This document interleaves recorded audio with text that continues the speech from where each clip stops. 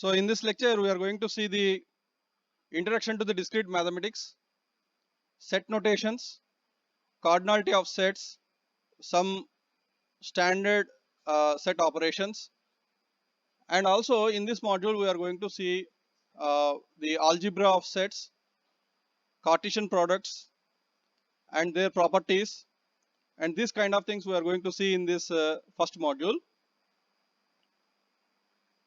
Basically, whatever the topics that we'll study in the module 1 were already you might have studied in your previous classes like +1, +2, maybe in the uh, higher schools.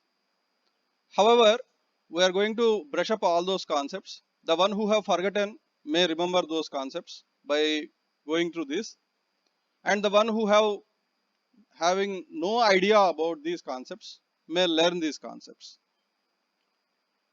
So first of all, we'll see the discrete mathematics brief introduction. What is meant by discrete actually? Discrete means which can be differentiated with others. Okay, is a finest unit which can be differentiated with others. So a study of this particular discrete mathematics, objects and structures are very important for the, as we have discussed in the first class, those are very important for the courses like the databases, graph theory, networks, social network analysis, and these kind of things. So why to study this particular discrete maths? So anyhow, I have given the enough introduction in the previous lecture. Anyhow, it was there on the slide, just I am going to this. The basis of all digital information processing, discrete mathematics, that is discrete manipulation of the discrete structures represented in memory. It's the basic language for the conceptual foundation for all computer science subjects and courses. So discrete concepts are also widely used through the maths, science, engineering, economics, biology, etc. So it is all nothing but in the case of biology and in this case of this biotechnology kind of subjects. So this is all about the sequencing combinatorics. So like for example DNA sequencing, DNA combinatorics, how you represent that in terms of mathematics without having any ambiguity in the representation. So all these things will come under this discrete structures, a generally useful tool for rational thought and developing the logic. So that is the reason we are going to mainly focus on the discrete structures in this particular course. Anyhow, again, this is a revisiting of the topics that what I have discussed, like advanced algorithms and data structures, programming language and compiler design, the computer networks, operating systems, computer architecture and organization, database management systems, cryptography, error correction codes. Especially these are the codes which are very important in the data transmission. Because of the noise or interference, the data may be corrupted, and by the receiving end, how it will be for revoking of the corrupted one. That is what the thing called data, uh, that is error correction codes.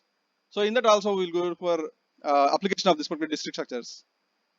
Next one is graphics and animation algorithms, games, etc. And what not, automatically each and every subject that we study in the computer science require this data discrete structures. So in this, the first and foremost thing that we are going to study is the set theory. The set theory, that is the introduction to the set theory. We all know what is meant by set. Set is a unordered collection of elements. Okay. So here, whatever the who are the sitting here, the students who are sitting are the set of third semester computer science students, which are belong to B5 and B6. So just like that. So a set is an unordered collection of objects. These objects are sometimes called elements or members of the set. So for example, vowels in the English alphabet, like there is A, E, I, O, U, or the first 7 prime numbers, that is the integers. So n is equal to 2, 3, 5, 7, 11, 13 and 17 are the first 7 prime numbers which can be considered as a set. And the set notation, so obviously the set can be written in the elaborated form, or the set may be represented in a shorter form which is called set notation form. Okay, so A set can be represented by listing enumerating the numbers of the set. For example, even integers even integers between 50 and 63. So here 50 and 63 both are included. Okay, so you are supposed to consider 50 as well as 63 also. So even integers means which are divided by 2. So from 50 onwards you are supposed to consider. So 50, 52, 54, 56, 58 like that, right? So what is how you are going to represent this particular E? So definition by property using the set builder notation. So the set builder notation will be like this: X, where X has a property P. What is that property? The property is X is always a even number and lies between less than or equal to, sorry, greater than or equal to 50 and less than or equal to 63, right? So that is what the representation that you make, that is X is between the 50 and 63. So where X is the even number. So this is the way representation, this way of representation is said to be set notation representation. Other basic properties of sets are like this: sets are inherently unordered. So there is no, you see here, whatever the values we have mentioned here, 50, 52, 54, which are written in the ordered manner, that is in the increasing order. So don't consider that the set will always represent in the ordered way. So set may also be unordered, okay, unordered. So sets are inherently unordered no matter what the object A, B and C denote. A, B, C, it may be written like this, or ACB, CAB, or maybe in any combinations the set may be written. All elements are distinct and unequal. Okay, multiple listings make no difference in this, that is ABC, that means AA, B, A, B. So these are the multiple combinations that will make. So this set contains at most 3 elements. So these are the set properties that we are supposed to remember. And two sets are declared to be equal if and only if they contain exactly the same elements. The order may be different, but the elements must be same. So a set may be consisting of A, B, C, D. Another set may be consisting of D, C, B, A. Still, both the sets are equal, because we should not look for the ordering of the elements in the set. In particular, it does not matter how the set is defined or denoted. For example, set 1, 2, 3, 4 is represented like this: X, where X is the integer where X is greater than 0 and X less than 5. And one thing is, that is the same set can also be represented in another way, like X is a positive integer whose square is greater than 0 and less than 25. Okay, square means you consider 1 square is 1, 2 square is 4, 3 square 9, 4 square 16, okay, 5 square 25. So this is the way this representation is. Anyhow, 5 square is 25, but we are going to represent it as a less than 25. So 5 cannot be considered, only 4 can be considered. That is the reason the representation of the first representation, this one, X, the first statement of the set notation and the second statement of the set notation are equal. Okay. Infinite sets, conceptually, sets may be infinite, that is not finite, but infinite means obviously it is not finite, without end, unending. Symbols from some special infinite sets are like this: some set of natural numbers, okay, and Z is the set of integers, and R is the set of real numbers. So infinite set comes in the different sizes. Okay, if I say a set of stars in the sky, it's an infinite set. Okay, you cannot count how many stars are there. Only what you can see you can count. Okay, so just like that. Special sets, the universal set is denoted by U, capital U, the set of all objects under the consideration. The empty set is denoted as null set, that is phi, or without any element, bracket open and bracket close. That is a flower bracket open, flower bracket close. Cardinality, Cardinality represents that a number of elements present in the set, which is called as cardinality. So let S be a set if there are exactly n distinct elements in S, where n is a non-negative integer. We say S is finite set and that n is the cardinality of the S. The cardinality of the S is denoted by this particular representation. This is said to be the cardinality of S. Okay, just like a mod symbol kind of thing. Okay. For example, V is equal to 1, 2, 3, 4, 5, and the cardinality of the V is 5. And A is 1 to 20, so cardinality of A is 20. What is the cardinality of the null set? Cardinality is 0. 0. So this is the way cardinality will be represented. And one more thing is power set. So these are the notations in the set theory that you are supposed to remember. Power set, given a set S, the power set S is the set of all subsets of S. Okay, all subsets of S. The power set is denoted by P of S. It's not simply S, it is P of, that is power set of this set. That particular set consisting of maybe subsets. Okay. So assume that empty set null. What is the power set of the empty set null? Itself. Okay. What is the power set of the empty set? That itself is the power set. That is P of null is equal to null. What is the cardinality of the P of null? 0. Sure. That power set consisting of already a null set. Okay. We are not asking about the cardinality of a particular set. We are asking the cardinality of the power set. So hence the cardinality of the power set null is 1. Now assume the set 1. So the set 1 consisting of the null set and itself 1. Okay. So the power that is power set of the 1 and also null.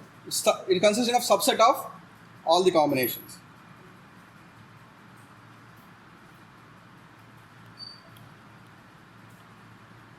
So the power set P of the set 1 is equal to null comma 1.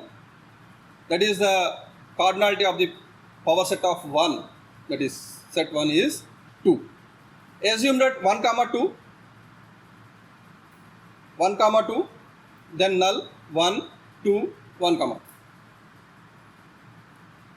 So how many elements are there in the power set? 1, 2, 3, 4. Okay, 4. And here how many representations are there? How many elements are there in the set that what we are considering for the power set? 2. So the cardinality will come to be like this. Just by looking at the nomenclature that you will find here, you can assume that you can make a prediction that if there exists n elements, and the power set of that n elements, the cardinality of the power set of the n elements is 2 power n. Okay. Assume that 1 comma 2 comma 3, P of 1 comma 2 comma 3, that is null 1, 2, 3, 1 comma 2, 1 comma 3 and 2 comma 3, 1, 2, 3. So if S is a set with cardinality S is equal to n, then the power set of the set S is 2 power n. So this is the important note that you are supposed to make note of, so that you can easily remember this. And some important sets in the discrete mathematics are like this. Natural numbers, make note of this. Capital N is 0 to 0, 1, 2, 3, all the positive numbers. While coming to the integers, Z is equal to maybe minus infinity to plus infinity. Positive integers, only the integers from the 1 onwards we are supposed to consider here positive integers. Rational numbers, q is equal to p by q, where p belongs to the z, the positive numbers, and q is not equal to 0. Real numbers, so real number set is represented with capital R.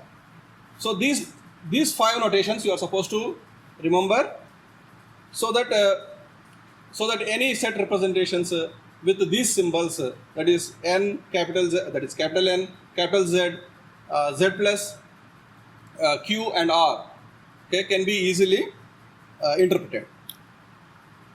So with this particular information, can you solve this particular exercises? Describe the following set by enumerating their members. The set of all non-negative even numbers less than 20. So how can you represent this? General enumeration of the elements, that is non-negative even numbers less than 20. Here non-negative even numbers, non-negative numbers means which symbol you are supposed to use here? Positive integers. Okay, positive integers. So in that elements that are less than 20, okay, non-negative even numbers, that means 2, 4, 6, 8, 10, like that. So in the slide 1 or 2 we have seen the list of positive elements, okay, which are less than some that is between 53 and that value. Okay, in the same way you are supposed to make a notation of this particular thing. Like that, the questions will be like this: the set of first element 8 prime numbers, the set of names of continents in the world, the set of smallest 5 squares of integer. So these are the elaborated representation of the sets. Now how can you form this particular elaborated into the enumerating their elements like this? S is equal to x and z plus. Z plus means positive integers. So x square is less than 25. Already we have seen this example. X square less than 25. That means 1, 2, 3, 4 you will get. Okay, if it is equal to 25, less than or equal to means 5 will also come into the picture. Good, because 5 square is also 25. So less than or equal to means 5 will also come. So like that you are supposed to go through this where x is n means here list of natural numbers, that is set of natural numbers. X square is less than 3x plus 5. Okay, and R means real numbers and n is the natural numbers. So this representation you are supposed to do. And some other explanation exercises related to the power set. Describe the following set by identifying the correct property P of x and a reasonable universal set. The set of all pairs of non-negative of integers that add up more than 12. So you take whatever the non-negative integers. So all combinations of the additions that should be sum up more than 12. Okay, like it may be like 5 plus 5 plus 2. Okay, 5 plus 5 plus 3 or 7 plus 5 plus 3. You can take any combination. Okay, so like that you can solve these particular things and write the following set in the roster form, enumerating elements. Okay, a n for n belongs to, this particular symbol represents the belongs to, means this particular n value belong to z. What is z? Z is the integers. Okay, and the cardinality of the n should be less than 5. Okay, this is the representation. And p, where p is the prime number less than 25. That means all the prime numbers less than 25. So what are the prime numbers that are less than 25? Up to 23 you will get. Okay. So like that, these are the exercises that you may solve. That these particular slides I will upload in the Google Classroom. You can download from there. And while coming to the empty sets, how many elements in each set of S? Okay, null. So this is the null set, 2 null sets, 3 null sets, okay, 4 null sets. Sorry. So here this is the This itself is one set which consisting of two null subsets. Okay. So what is the cardinality of this particular null sets? These sets. Find the power set of the following sets: A 3 comma the within the bracket 3 and 3 3 4 5. So whenever this particular representation is there, itself is another set. Okay, and here 3 comma 4 is itself is another set. And x is belong to z, x square is less than 2. So these are the power set that you are supposed to make it of. What is the cardinality of the quotients, that is sets that you have formed in the question 1, 2, 5 and 6. So along with the solution, you should also make the cardinality. So these are the exercises that are related to the set theory, and you will get some more questions somewhat. These are the continuation exercises that you will find for this particular lecture. But however, more typical and more more typical questions, we can say, those that will come for the tutorials that we'll see in the tutorial sections.